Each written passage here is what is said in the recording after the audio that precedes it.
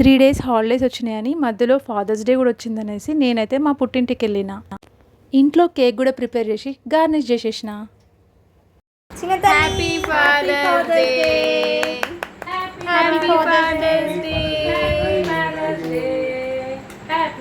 మా నిహాగడైతే క్లాప్స్ కొట్టి మరి వాళ్ళ తాతకి హ్యాపీ ఫాదర్స్ డే చెప్పింది.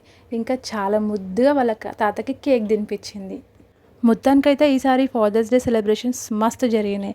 కూతురు కోడలు 2 మనవరాళ్ళతో మా నాన్న చాలా హ్యాపీ ఫీల్ అయ్యిండు. ఈ రకంగా అయినా అందరితో కలిసి ఉన్నా అని చెప్పేసి మా అమ్మ కూడా మస్తు మంచిగా ఫీల్ అయింది.